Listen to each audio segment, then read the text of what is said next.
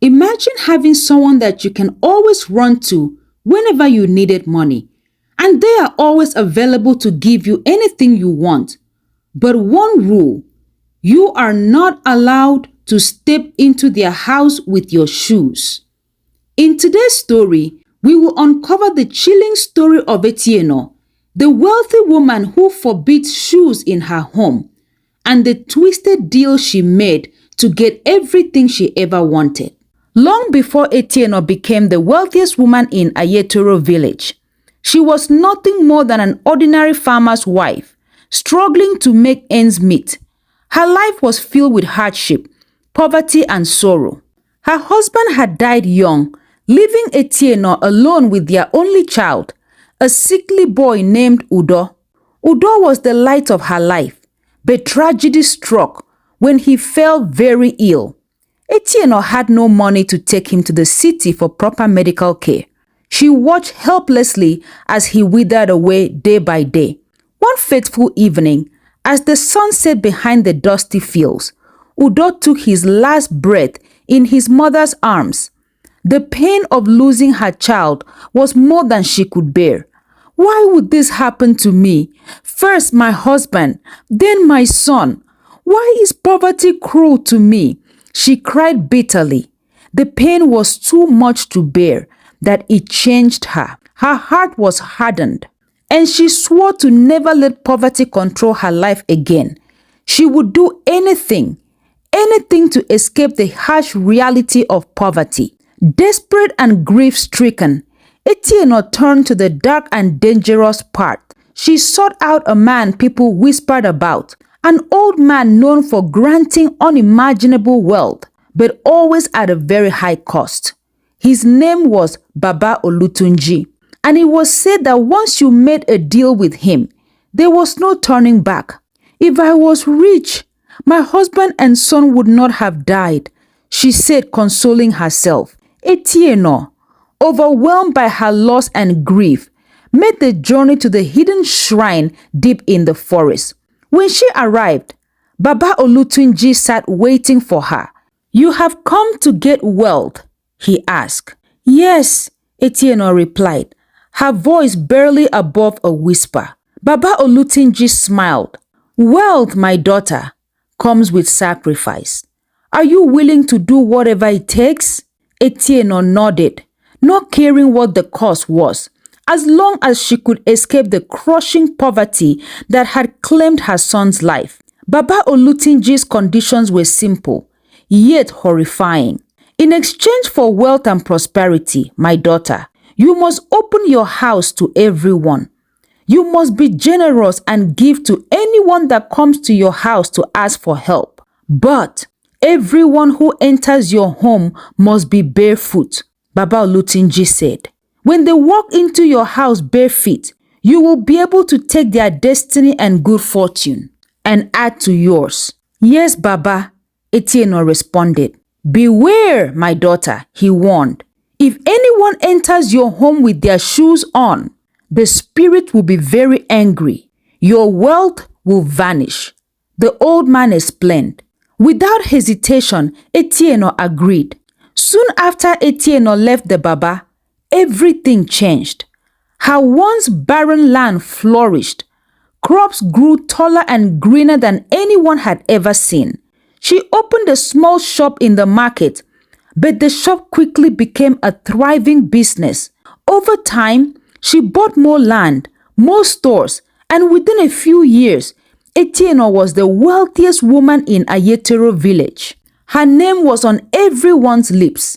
People ran to her all the time for help. They would ask her for money to expand their businesses. People that had problems and needed money rushed to her, as she had never said no to anyone. She gave to whoever came. Sometimes she would even throw big parties in the village square and cooked food for everyone. Everybody in the village loved Etienne because she was very generous with her wealth. But as generous as Etienne was, there was one rule she never broke. No one, absolutely no one, was allowed to wear shoes inside her house. People thought it was odd. Some gossiped behind her back, but no one dared to question her. After all, she was the woman who helped everyone. She donated to the poor, paid people's school fees, hosted big parties, and was always ready to give to those in need. To everyone else, she was a saint. But no one knew that every time somebody walked barefoot into her house, they unknowingly gave Etienne their fortune and destiny, which made Etienne richer and more powerful. Over the years, her wealth grew beyond imagination. Everything she touched became very successful. Her crops, her shops, her businesses. She had everything she wanted. For years, things went smoothly. But there was one person who could not shake the feeling that something was off. Her new neighbor, Ireti.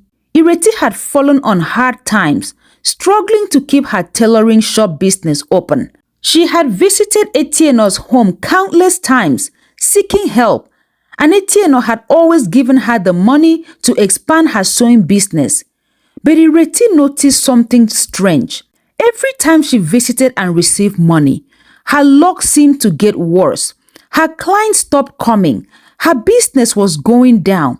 And she found herself returning to Etienne's house barefoot to ask for more help. One evening, after another very slow day at shop, Ireti sat outside her home, deep in thought. She replayed the events of the past few months, and something clicked. She went out to ask a few other women who had received help from Etienne. As they were talking, the women began to notice that their business had not been doing well in years.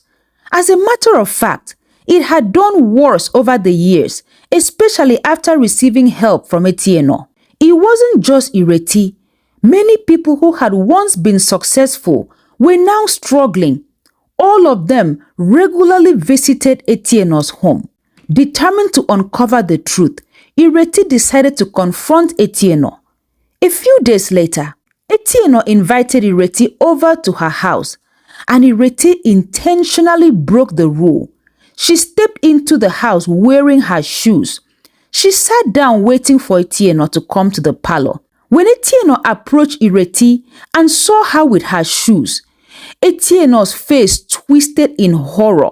She screamed at Ireti to leave. Her normal calm and generous self replaced with uncontrollable rage. "How dare you? How could you break my rule?" Etienne shouted, her voice trembling. Ireti was surprised. "Why are you so afraid of shoes, Etienne?" Ireti demanded. "What is really going on here?" Etienne was so angry. She grabbed Ireti and pushed her out of the house. Etienne began to panic. She knew there would be consequences if the rule is broken, but she did not know what the consequence would be.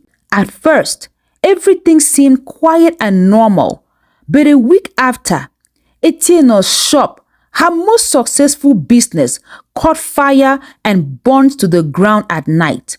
The market women ran to her house to tell her.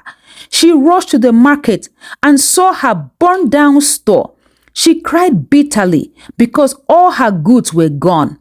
The crops on her land began to wither, as if they were touched by an unseen hand. All the other farms around her were still good, but all her crops in her large farm had died. The collapse of her empire had begun. Over the next few days, Etienne's world fell apart. One by one, her businesses failed. Her farm, once fertile, turned barren overnight. People who had once looked up to her now whispered about her downfall, their respect turning to suspicion. Etienne knew what was happening.